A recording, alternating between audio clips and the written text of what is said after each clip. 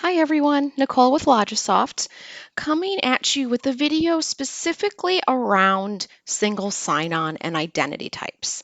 So I'm going to give a high-level overview of the Adobe ID types, and then we're going to talk through the steps to take to get single sign-on set up in your console.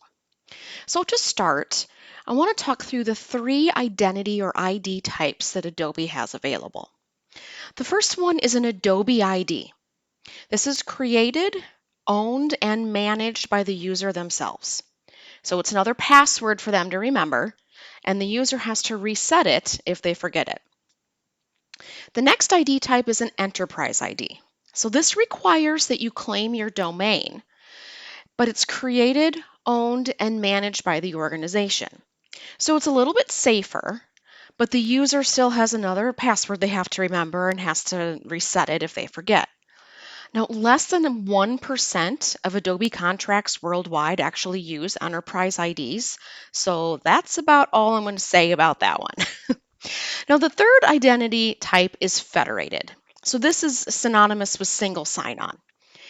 The domain is claimed and single sign-on is set up using a SAML 2.0 identity provider. The user can then log into Adobe products using the exact same SSO password that they use for everything else. So no extra password to remember.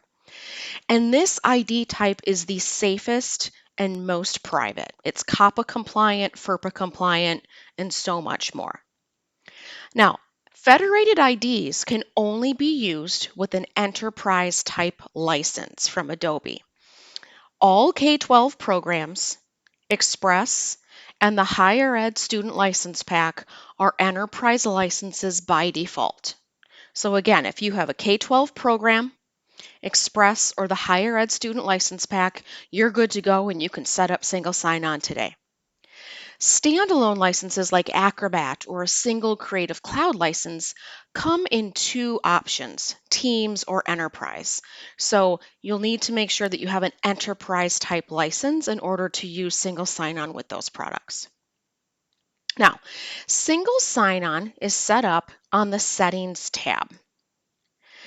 It can be set up very quickly with Microsoft Azure and Google, as they are two preferred vendors, partners, as you will, with Adobe, and they have made it super easy to get single sign-on set up with that. Now, following the links in the comments that I have down there, it only takes a few steps and some copy and paste from one console to the other to get those two set up. Other identity providers are supported, but the setup is more manual. So step one is going to the Settings tab and creating a directory. Now, creating a directory is essentially naming a folder for where your domain and your users are going to live. So this can be as simple as your district name.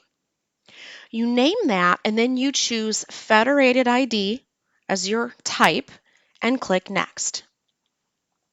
It's then going to take you to step two, which is connecting the consoles. So this is where you can choose Azure or Google. And I've walked numerous customers through these steps.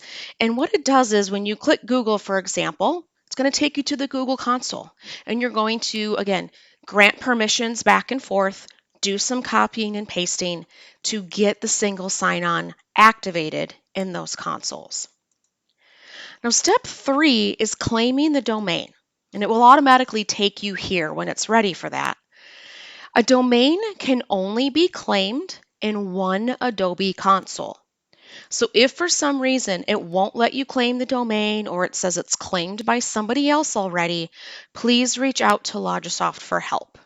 We can guide you through what support ticket to create, how to word it to get the domain released by whoever has claimed it so you can finish your setup.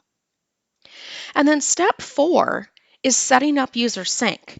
So once you've got all the single sign-on steps completed and your domain is claimed, you can also turn on user sync, meaning it will pull all the users from your Google or Azure console onto the Users tab. So those users will go here under Directory Users. And you can see there's my directory named Logisoft. Now, keep in mind it does take up to 72 hours for all your users to fully populate on this tab. So the more users you have, the longer this is going to take. Once this is set up, you can actually use the links in the comments to set up specific groups or OUs for auto provisioning. So this is not only the safest way to get your students and staff set up, but it's also the easiest way for you for user management. I'm always here as a resource for single sign-on because I know that this can be one of the trickier things to do in the console. So please reach out if you have any questions, but I hope that helps.